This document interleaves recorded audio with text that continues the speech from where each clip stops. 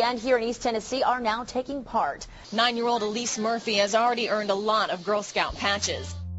And now, every member of the 3.4 million Girl Scouts of America is now being trained by the Federal Emergency Management Agency. Everybody somewhere between the ages of 18 and 25 will serve 3 months of basic training and understanding in a kind of civil defense. So is this compulsory then?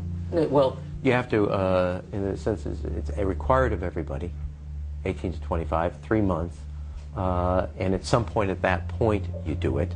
Creating citizen armies in one way is, it's disgusting, because what you do is you get young kids and you can mold their minds easily, and we saw them chanting and crying, and they'll follow any leader, whether it's in a black shirt, a brown shirt, a red shirt, whatever the shirt might be. Another branch of Homeland Security, the Corporation for National and Community Service, is setting up literally hundreds of other private uniformed youth groups. The White House has introduced legislation to establish forced national service for all Americans between the ages of 16 and 64.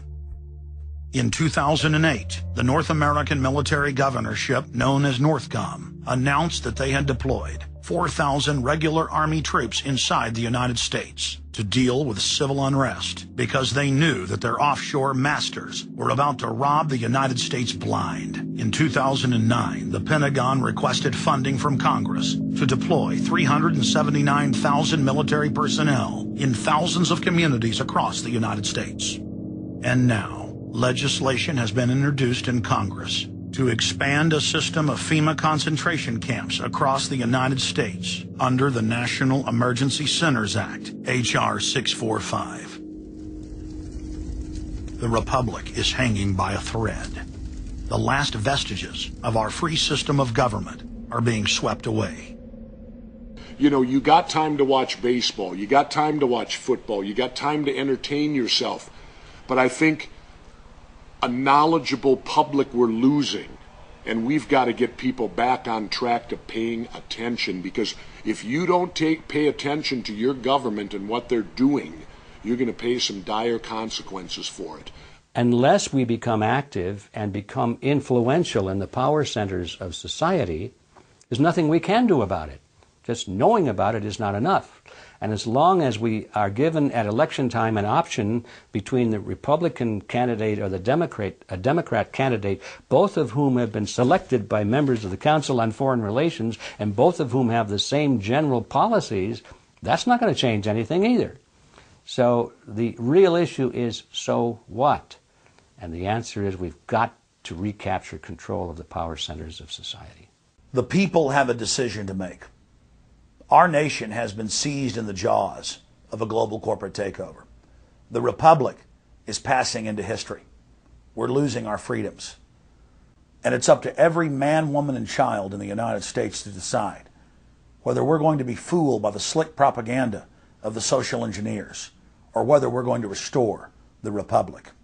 The values expressed by our founding fathers in the Declaration of Independence and other documents are very important to these times, and it's now our chance to manifest those documents. Now is the time for all good men to come to the aid of their country, because the country is being stolen from us in broad daylight.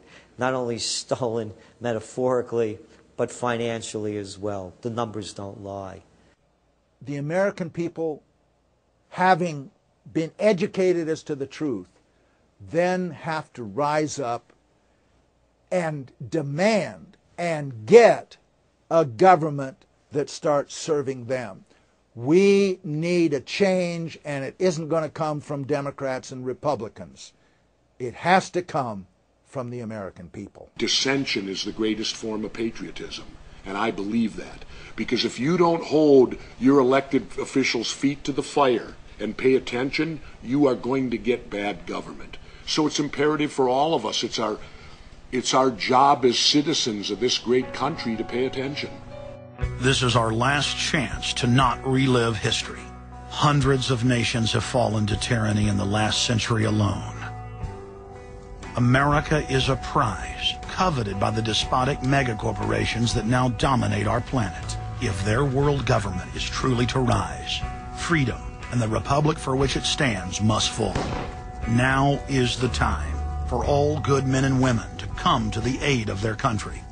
One of the greatest events in history is taking place before our very eyes. For many generations into the future, our progeny will look back on this time as either a place where humanity rose to the challenge and made a stand against the forces of darkness, or as a time when the planet fell into the grip of a merciless high-tech tyranny.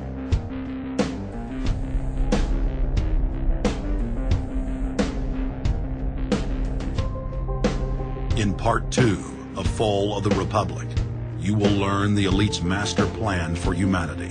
But more importantly, you will learn how to stop that plan, reverse the criminal tide, and reignite the flame of liberty on the long march to man's ultimate destiny.